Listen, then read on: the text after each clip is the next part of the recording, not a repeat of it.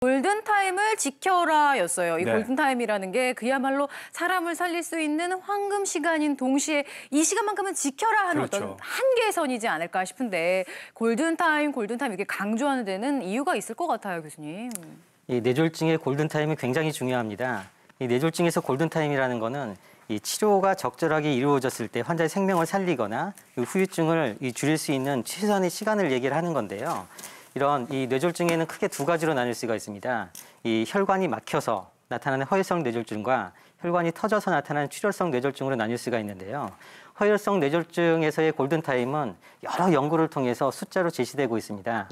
예, 아까도 말씀하셨다시피 네. 뇌손상이 일어나게 되면 회복이 어려워서 후유 증상이 굉장히 심하게 되는 거죠. 그래서 골든타임 내에 치료를 했을 때 네. 신속하고 정확하고 성공적으로 했을 때는 이 뇌손상의 회복을 기대할 수 있어서 이런 골든타임이 굉장히 중요합니다. 네, 그렇다면 구체적으로 뇌졸중의 골든타임은 언제일까? 세 가지 골든타임이 있다고 하는데요. 한번 보실까요?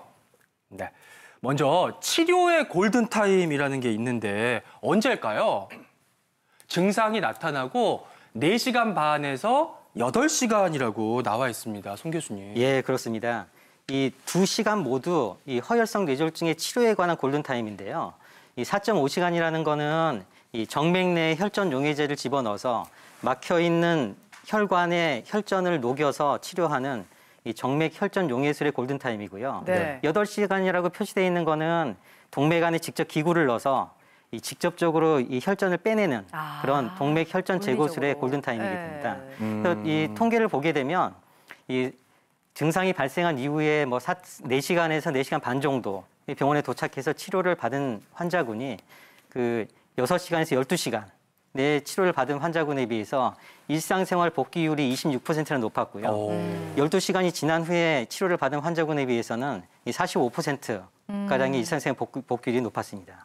아까도 뭐 이 1분에 뭐 190만 개의 뇌세포가 손상이 되는 속도로 시간이 계속 늦춰지게 되면 그렇게 많은 이런 파괴되는 뇌세포가 점점 증가하기 때문에 1분 1초라도 반드시 아껴야 될 것 같습니다. 네, 근데 뭐 4시간, 8시간 하면 굉장히 긴 시간 같지만 의외로 이 안에 병원에 도착하지 못하는 분들도 많다고 하거든요. 이유가 뭔지 하나씩 따져볼게요.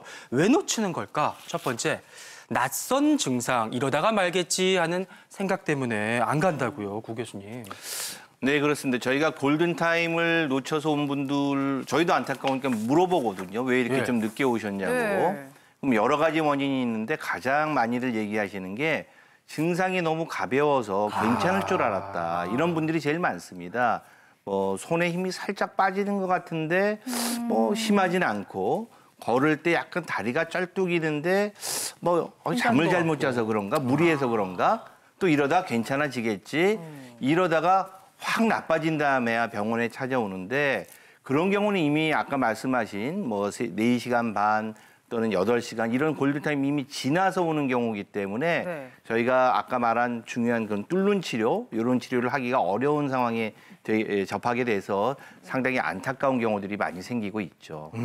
저만 해도 사실 이제 뇌졸중 겪는 분을 직접 본 적은 없고 그냥 드라마에서 이러고 쓰러지는 것만 봤으니까 그런 게 뇌졸중이구나 했는데 그렇지 않은 증상도 많다고 합니다. 일단 직접 눈앞에서 보거나 겪은 분들의 보시기에 증상 어땠는지 궁금하거든요.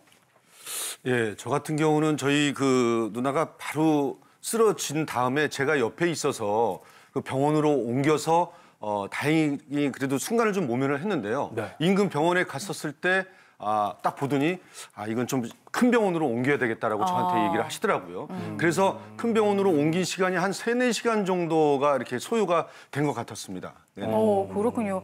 박규리 씨는 증상이 어떠셨어요? 네, 저는 이렇게 운전을 하는데 초점이 맞질 않더라고요. 그러면서 뭔가 이상하다. 속도 좀 메스껍고 감기 기운인가 해서 저는 집에 가서 사실 쉬려고 했어요.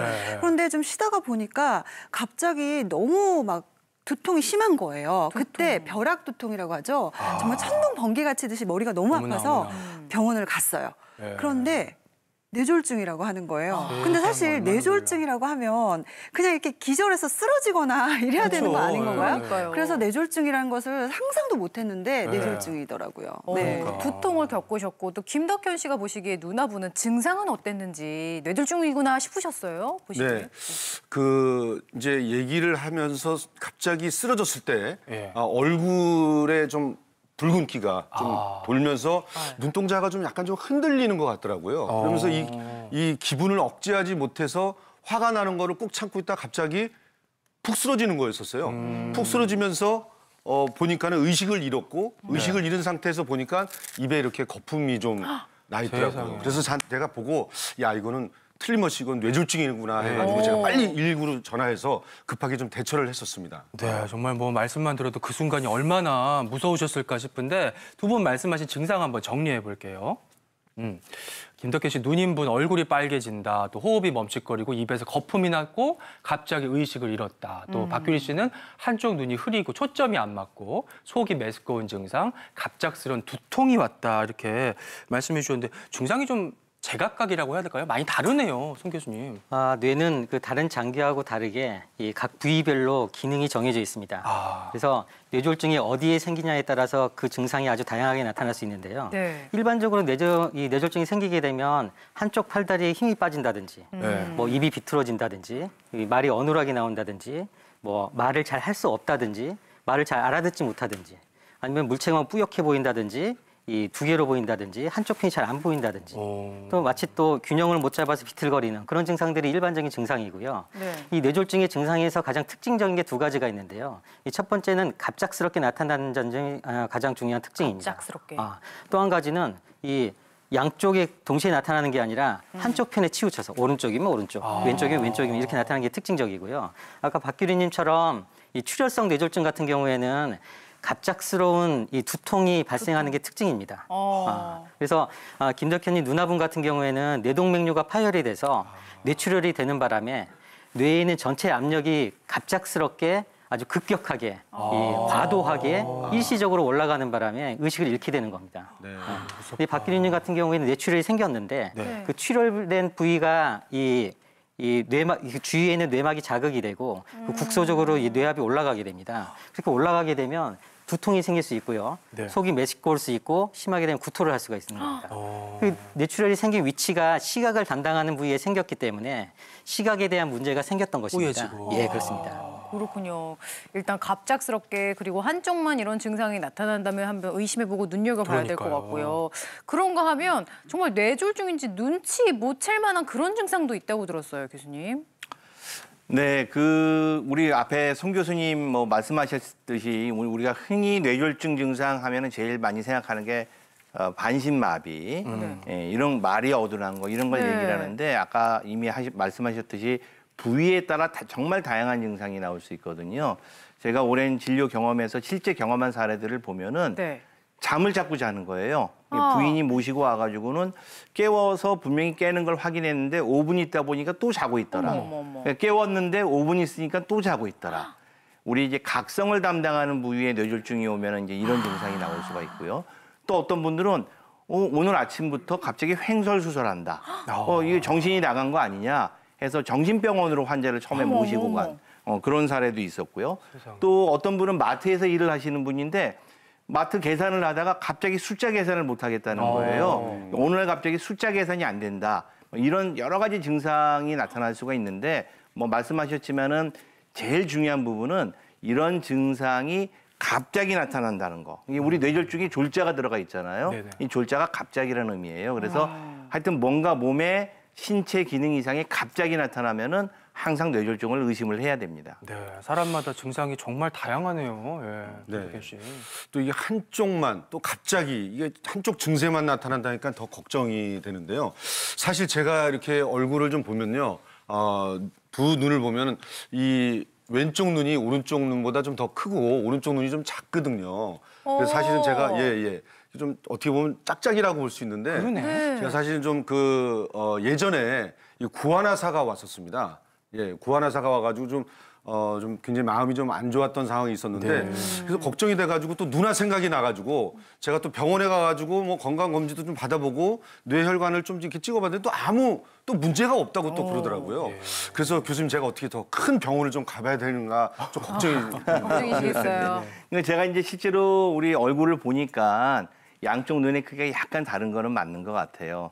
이제 구안화사를 앓으셨다고 했는데 요즘에는 뭐 구안화사라는 말보다는 이제 안면마비라고 하면 흔히들 다 이제 알고 계시는데 사실은 안면마비도 두 가지 종류가 있거든요. 뇌 문제로 생기는 안면마비, 말초신경 문제로 생기는 안면마비. 예, 그걸 뭐 사실은 굉장히 전문적인 판단이 필요하지만 일반인들이 그래도 구별할 수 있는 방법은 이마와 뺨이 한꺼번에 동시에 마비가 왔다. 네. 그게 이제 지금 같은 사례 같은 경우인데 그런 경우는 전부는 아니어도 대부분은 말초신경 문제, 특히 바이러스 염증에 의한 그런 말초신경 문제로 인한 안면마비인 경우가 대부분이어서 뇌 걱정은 크게 하실 필요는 없고 약물 치료를 잘 받으면 많이 회복이 됩니다. 근데 안면마비가 왔는데 뺨은 마비가 왔는데 네. 이마 쪽은 멀쩡하다. 그대로다. 예, 우리가 이걸 전문용어로 중추성 안면마비 이렇게 부르는데 이 경우는 100% 뇌에 문제가 있는 것이고 특히 갑자기 그런 현상이 생겼다면은 뇌졸중을 반드시 의심을 해봐야 되는 증상이기 때문에 신속하게 병원으로 응급실로 가야 할 증상입니다.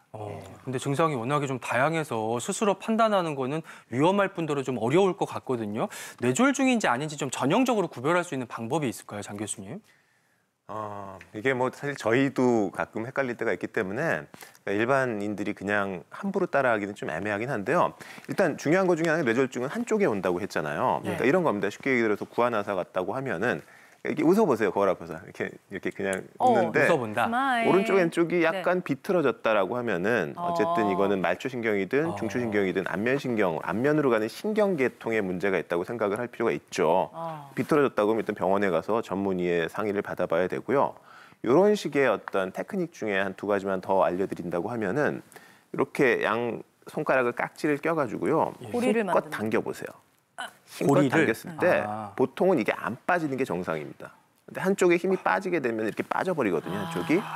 그럼 그쪽으로 들어가는 뭐 말초신경이든 아니면 뇌에 문제가 있을 가능성이 있으니까 이런 경우도 역시 전문의한테 상담을 받아보시는 게 좋고요. 네. 하나만 더 한다고 하면 이렇게 간단하게 앞으로 손을 올려놓고 계세요. 앞으로 나란히네요. 네, 앞으로 나란입니다. 이러고 있다 보면 힘이 빠지니까 양쪽이 좀 시간이 지나가면 좀 내려가거든요.